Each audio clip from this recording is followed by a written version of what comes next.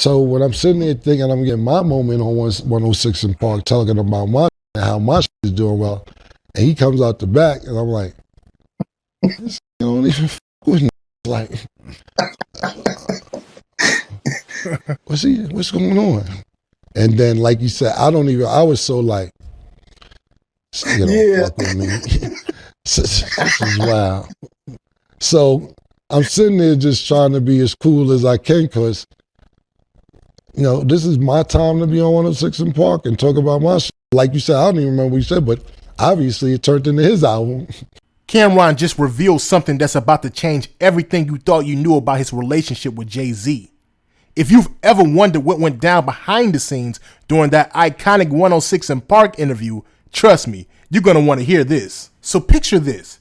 Cameron is all set for his big moment, hyped up to talk about his latest moves and what's going on in his world. But out of nowhere, Jay-Z pulls up in the back and suddenly everything takes a turn. What happens next? It's not what you think. Cameron goes deep into what he felt in the moment, and it's clear that there's a lot more to the story than we ever knew. Now we're about to break it down for you. What really went down when Jay-Z made his surprise appearance? Was it a show of support, or was there something deeper brewing? You'll hear firsthand what Cameron was feeling in that moment and why he's only now telling the full story. And trust me, it's a lot more complicated than just a celebrity appearance on TV. But here's the thing, this wasn't just some random incident. Jay-Z's timing was too perfect, and Cameron knew something wasn't right. It wasn't a simple cameo to show love.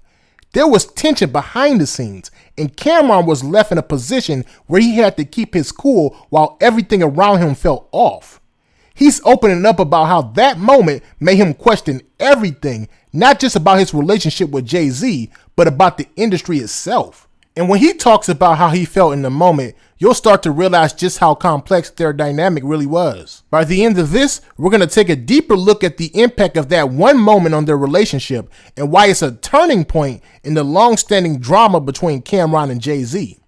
It's not just about what happened on TV, but about the unspoken tension that was building up behind the scenes. What really went down, and where does it leave these two icons today? Now I'm about to play this clip for y'all. But before I do, I just need you to like, leave your thoughts down below in the comment section, and subscribe. Let's get into it. Well, listen, in your music career, when did you think things was like really gonna happen? And I'm speaking like after meeting Un. Like who did you meet, or what paper did you sign to where you like, oh shit, this shit about to like, and I guess the early 2000s niggas would say I'm about to blow up. You know what I mean? Like, what moment was that for you? Well, listen, when I first got my deal, I thought it was going to go good. You got to realize, first of all, I signed the deal in a group, me, Bloodshed, and Digger. It's called Children of the Corn. We signed with Freeze Records, and we rushed to sign that deal because Mace had a deal and that shit was the worst deal ever. Freeze Records. Shout out to Will Sock Alive. At least you gave us opportunity. And it didn't work out. And God bless the dead, Blood died. So they ended up letting me out that deal.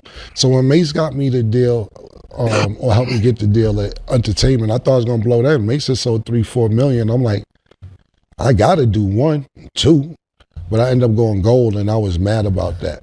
You know what I'm saying? I ain't gonna front, even though like gold, they Cam, you not happy? Nah, my man just sold 3-4 million. Don't fuck, I'm selling 500,000. Yeah, I'm mad.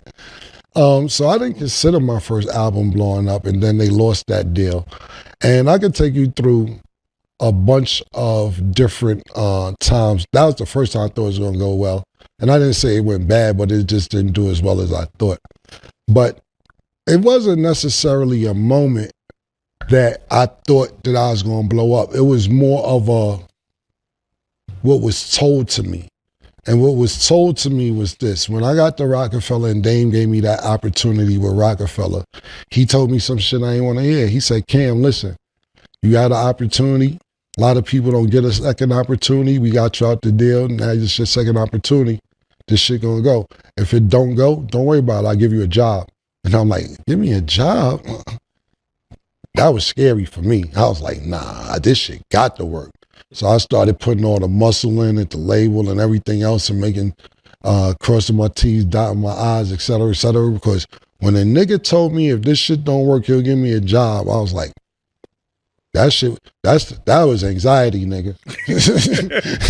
I had anxiety behind that shit, nigga. So it took that moment for me to say, fuck this, I gotta do everything in my power to make it work.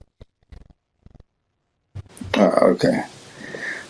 Speaking of Jay-Z and Dame or whatever, when you go on YouTube and you type in Jay-Z and Cameron 106 in Park, it says awkward. That's the title for it. It says awkward. What do you remember about that day? Because he was talking about his album was coming out, and I seen like you had I'm gonna say a funny look on your face, but it was just more stern and but he was talking about his album coming out. Did you think that you was gonna be on it? Like what was going through your mind in that interview? Do you remember that interview? Yeah, I remember that. You know what it was? It's like when I got to Rockefeller, they were already situated. I'm talking about Jay-Z, Bleak, State Property, and that's kind of like the stepbrother that's coming into a family. So they showed me love, definitely. Jay-Z kind of was not always around, like I'm talking about, because he's already popular, businessman, but when I got there, Bleak did a song for me, Beans did a song for me, State Property, he was getting their shit together. We kind of all vibed and everything was cool, but Jay-Z kind of was standoffish for a minute. And and now that I understand his personality, it wasn't personal, it's just the personality that he is.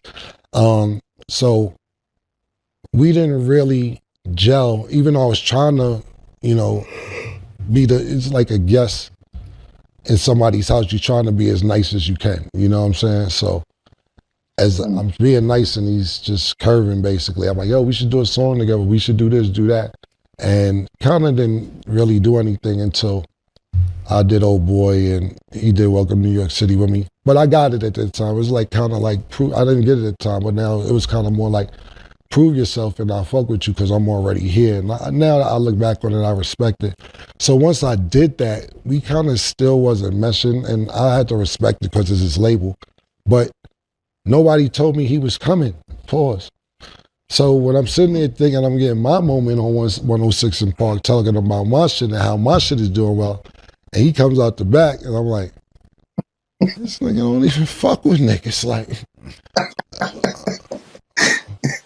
what's going on? And then, like you said, I was so like, you know, fuck with me. This is wild. So I'm sitting there just trying to be as cool as I can because, this is my time to be on 106 in Park and talk about my shit. But like you said, I don't even remember what you said, but obviously it turned into his album on my time. And like I said, I didn't know he was there. If I knew he was there, then we would have vibed it out, but it was more like a surprise. And then I guess usually what happened at the time is everybody else would have probably been hyped. And I'm not saying that I don't appreciate the support at the time, but it kind of was already like, niggas don't fuck with me like that. And so that's kind of probably what my face was. It wasn't more of disgust. It was more of a, what's going on? I don't really know what's going on, but that was my face, and I know what you're talking about because I didn't know he was there. This whole situation between Cameron and Jay-Z really makes you think about the pressures of the music industry and the kind of relationships these artists have behind the scenes. At the end of the day, it's clear that both of these guys are legends, and no matter how tense things may get, they both paved the way for a lot of what we see today in hip-hop. Now here's what stands out to me the most about this moment. It wasn't just about an unexpected appearance on TV. It was about loyalty, business, and respect, all the things that shaped these artists' careers. The fact that Cameron could look back on this moment and say, I get it now, that shows growth. And that's something we don't see a lot of in hip-hop today. It's easy to stay stuck on old beefs or issues, but Cameron's perspective shows maturity. That's something we can all learn from, no matter what line of work we're in. But here's where it gets tricky. While Cameron respects Jay-Z's move now, do we? Was Jay-Z really just playing the role of a businessman, or was there something deeper in the way he handled that situation? Personally, I think it's easy for us to criticize from the outside, but these guys are navigating a whole different world. No matter what, they're both legends, and it's clear they both care about the culture. That's why I respect them both, even if their paths don't always align. So what do y'all think? Do you think Jay-Z was just doing what any business-minded mogul would do? Or do you think there was a bit of sabotage in that moment? And considering Cameron's perspective, do you think this is a sign of growth? Or does it show how tough the music industry really is? And can two legends with a history like Cameron and Jay-Z ever truly get past their past? Or do you think the tension will always be there? Let me know your thoughts down below in the comment section. And make sure you like and subscribe. Peace.